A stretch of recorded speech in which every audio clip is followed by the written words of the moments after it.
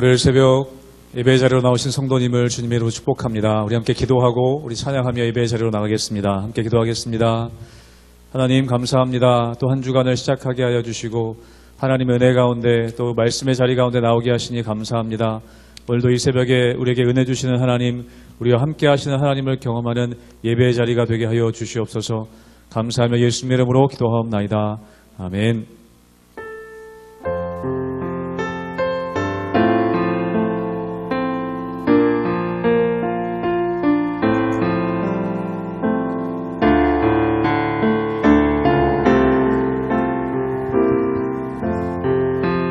나 같은 죄인 살리신 나 같은 죄인 살리신 주의 놀라워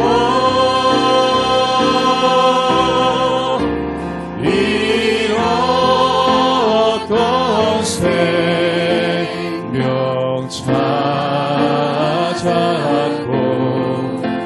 왕명으로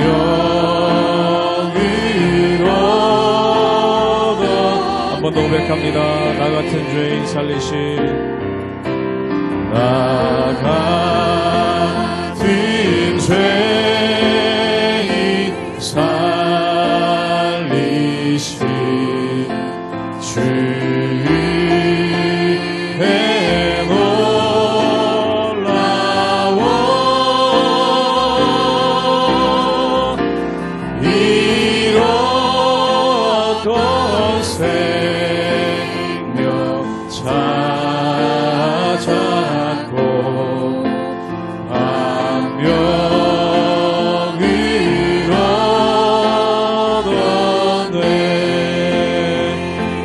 죄악에서 건지신 그 죄악에서 건지신 주의 고마워 나처럼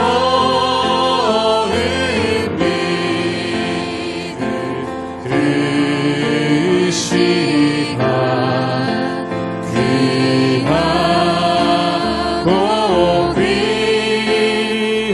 귀하다 이제껏 내가 산 것도 이제껏 내가 산 것도 주님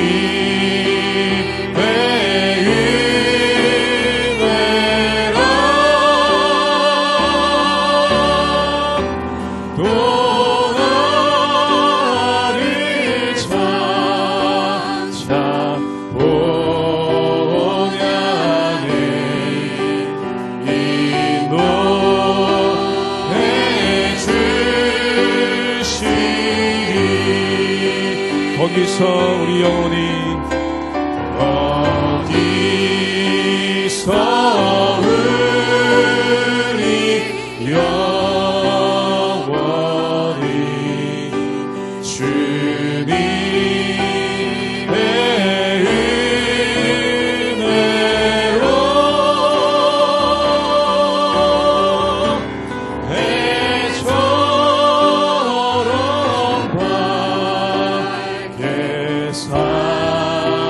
살면서 주 찬양하리라.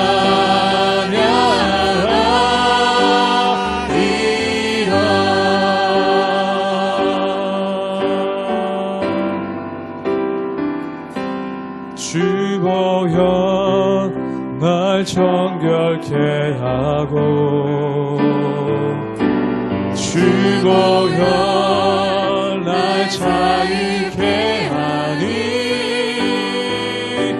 주 앞에 나 예배하는 이 시간 나의 모든 것을 주께 드리네 주의 손 날 위해 지켜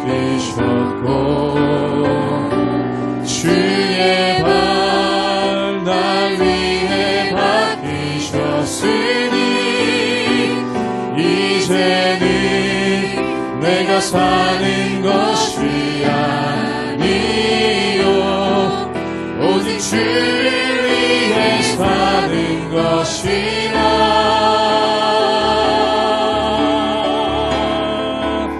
주의 손에 나의 손을, 주의 손에 나의 손을 보내고 또 주의 발에 나의 발을 보내어 나 주와 함께 죽고 또 주와 함께 살리라. 영원토록 주 위에 살리라.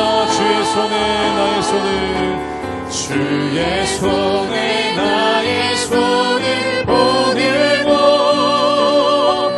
또 주의 발에 나의 발을 보내어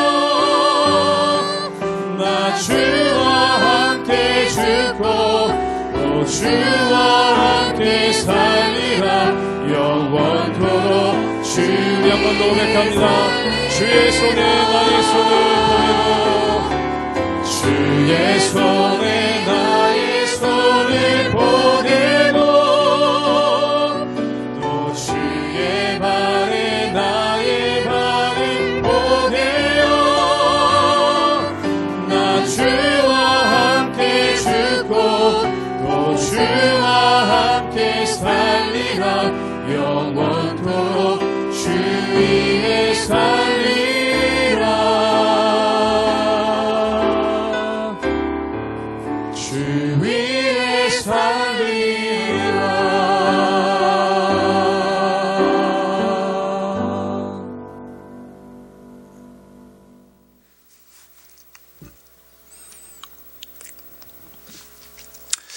할렐루야. 우리 하나님의 은혜와 평강이 우리 성도님들 삶 가운데 날마다 가득하시기를 주님의 이름으로 축원합니다.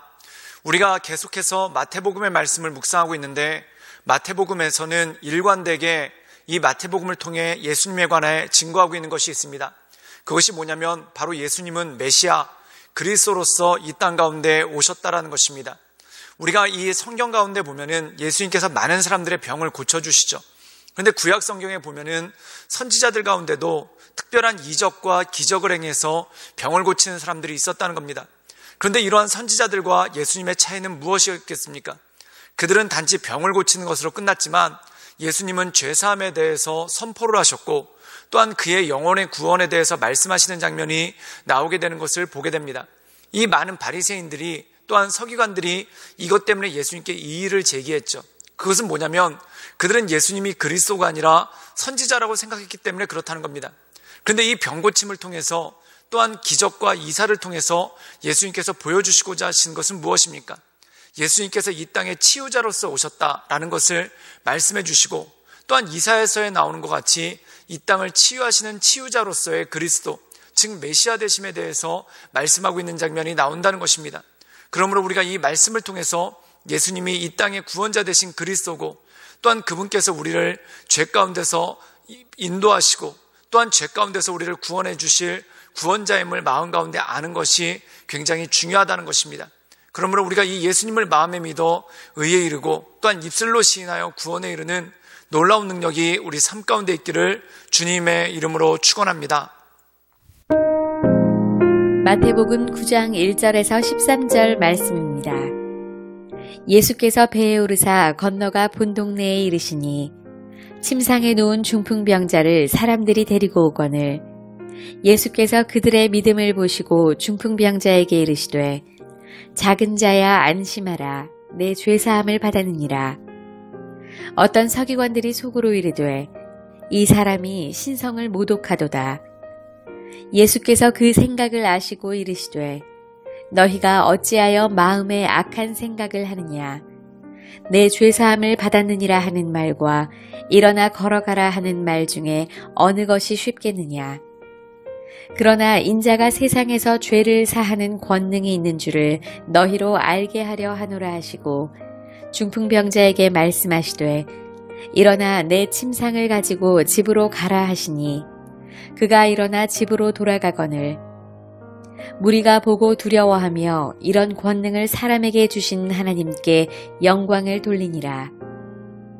예수께서 그곳을 떠나 지나가시다가 마테라 하는 사람이 세관에 앉아 있는 것을 보시고 이르시되 나를 따르라 하시니 일어나 따르니라. 예수께서 마태의 집에서 앉아 음식을 잡수실 때에 많은 세리와 죄인들이 와서 예수와 그의 제자들과 함께 앉았더니 바리새인들이 보고 그의 제자들에게 이르되 어찌하여 너희 선생은 세리와 죄인들과 함께 잡수시느냐. 예수께서 들으시고 이르시되 건강한 자에게는 의사가 쓸데없고 병든 자에게라야 쓸데있느니라.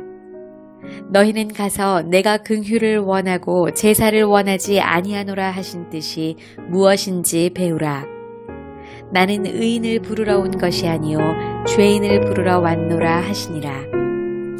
오늘 말씀 가운데 보면은 예수님께 한 중풍병자가 나옵니다. 그런데 예수님께서 이 중풍병자에게 이렇게 말씀하시죠. 우리 함께 마태복음 9장 2절의 말씀을 읽도록 하겠습니다. 제가 읽겠습니다. 침상에 누운 중풍병자를 사람들이 데리고 오거늘 예수께서 그들의 믿음을 보시고 중풍병자에게 이르시되 작은 자야 안심하라 내 죄 사함을 받았느니라. 오늘 말씀 가운데 보면은 중풍병자가 예수님께 온 이유는 무엇이겠습니까? 바로 병을 치유받기 위해서 예수님께 나왔다는 것입니다. 근데 놀랍게도 예수님께서는 그의 병을 치유해 주실 뿐만 아니라 뭐라고 말씀하시냐면 죄사함을 받았다라고 말씀하십니다. 즉 너의 병이 나았다가 아니라 죄사함을 받았다라고 말씀하시죠. 그런데 이것을 보고 한 서기관이 깜짝 놀랍니다. 그리고 그가 뭐라고 생각하냐면 이것을 신성모독이라고 생각을 하죠. 그 이유는 무엇입니까? 죄사함은 오직 하나님만 하실 수가 있는 것이기 때문에 그렇다는 것입니다.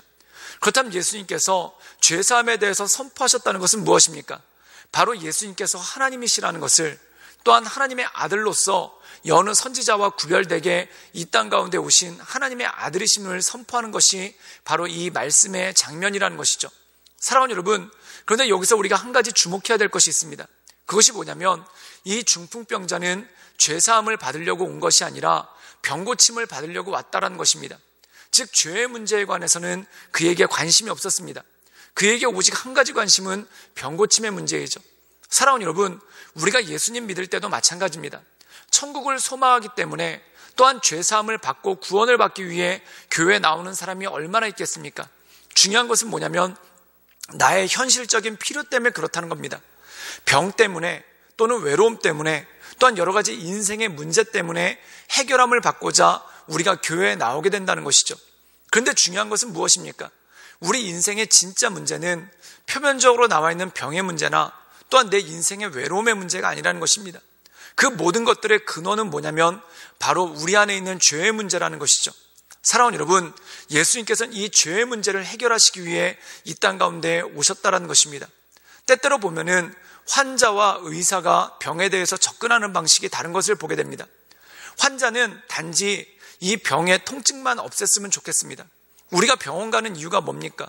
내 몸에 깊은 병이 있다, 이것을 알기 때문에 가는 게 아니라 지금 당장 아프니까, 또한 지금 당장 아파서 힘드니까 병원 가는 거 아닙니까?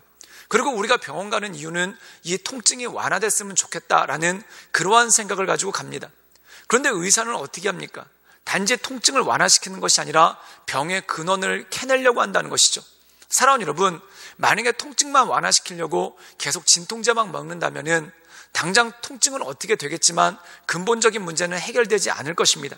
사랑하는 여러분, 우리가 교회에 나오는 이유 역시 그거죠. 지금 당장 내가 아프니까, 또한 내가 지금 당장 힘드니까 교회에 나와서 주께 간구합니다. 그런데 예수님께서 해결하시는 방식은 무엇입니까? 당장의 통증 완화가 아니라 내 안에 있는 죄의 문제, 즉 다시 말해서 하나님 아버지를 떠나 있는 그 죄의 문제를 해결하시고 그것 가운데 하나님의 은혜를 주시려고 한다는 것이죠. 그렇기 때문에 예수님께서는 이 땅 가운데 무엇을 오셨는가? 우리의 모든 병의 근원을 고치시는 그러한 분으로서 이 땅 가운데 오셨다는 것이죠. 우리 함께 마태복음 9장 13절의 말씀을 읽도록 하겠습니다. 제가 읽겠습니다. 너희는 가서 내가 긍휼함을 원하고 제사를 원하지 아니하노라 하신 뜻이 무엇인지 배우라. 나는 의인을 부르러 온 것이 아니요 죄인을 부르러 왔노라 하시니라. 오늘 말씀 가운데 보면은 예수님은 의인을 부르러 온 것이 아니라 죄인을 부르러 오셨다는 것입니다. 사랑하는 여러분, 우리가 1차적으로 병원에 가는 이유가 뭘까요? 아프니까 병원에 온다는 겁니다.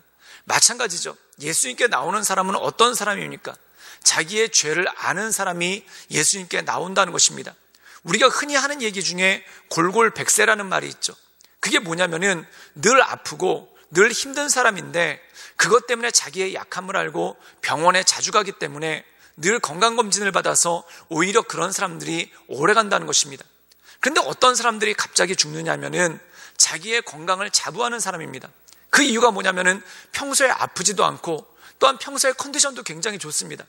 그런데 몸속에 암이 크고 있는 경우가 있는데 그걸 모른 채 있다가 어느 순간 이 암이 발병해서 죽게 되는 경우가 있죠. 사랑하는 여러분, 죄의 문제도 그렇습니다. 우리 인생 가운데 문제가 너무 많아서 또한 우리 인생 가운데 어려움이 많아서 죽게 나오는 경우가 참 많습니다. 그런데 어떤 사람은 자기 인생 가운데 아무 문제도 없기 때문에 예수님께 나오지 않아서 결국 쓰러지고 무너질 때가 있다는 것이죠. 사랑하는 여러분, 때때로 우리 인생 가운데 병이 있고 또한 때때로 우리 인생 가운데 문제가 있고 또한 때때로 우리 인생 가운데 어려움이 있는 것 참 힘들고 어려운 일입니다. 그런데 그것을 통해서 감사한 것이 무엇입니까? 그것 때문에 예수님을 붙잡을 수밖에 없고 또한 그것 때문에 예수님을 바라볼 수밖에 없고 또한 그것 때문에 예수님을 의지할 수밖에 없어서 그 문제를 해결받을 뿐만 아니라 우리의 영혼이 구원받고 또한 예수님과 동행하는 그러한 삶을 살아간다는 것이죠. 사랑하는 여러분, 인생 가운데 아무 문제가 없는 사람이 기도할 이유가 뭐가 있겠습니까? 그런데 우리가 간절히 눈물을 흘리며 기도하는 이유가 뭡니까? 또한 우리가 간절히 눈물을 흘리며 구하는 이유가 뭡니까? 내 삶 가운데 내 힘으로 해결되지 않는 문제가 있기 때문에 그렇죠. 그런데 내 힘으로 해결되지 않는 그 문제를 가지고 주 앞에 나갔을 때 주님께서는 그 문제를 해결해 주실 뿐만 아니라 그 모든 문제의 근원, 우리의 죄의 문제를 용서해 주시고 그것을 해결해 주신다는 것이죠. 그러므로 사랑하는 여러분, 여러분의 힘든 문제를 가지고 기도할 수 있는 것, 이것이 오히려 복일 때가 있습니다. 그러므로 여러분 삶 가운데 여러분을 염려케 하고 또한 여러분을 넘어뜨리는 수많은 문제들이 있지만 그것 때문에 좌절하거나 낙심하지 않고 주 앞에 나와 간절히 기도함으로 그 문제를 해결받을 뿐만 아니라 또한 우리의 영혼의 죄의 모든 문제를 해결받아 하나님의 은혜 가운데 온전한 삶을 살아가시는 우리 모든 성도님들 되시기를 주님의 이름으로 축원합니다. 함께 기도하시겠습니다. 늘 언제나 살아서 역사하신 주님, 우리가 주님을 바라보며 하나님의 은혜 가운데 나갑니다. 날마다 우리의 심령을 새롭게 하시고 우리의 마음을 온전케 하시사 하나님의 크신 은혜 가운데 그 인도하신 가운데 거할 수 있도록 주님 붙잡아 주시고 주님 역사하여 주시옵소서. 주님께 모든 걸 위탁드려오며 살아서 역사하시는 주 예수 그리스도의 이름으로 감사하며 기도드리옵나이다. 아멘.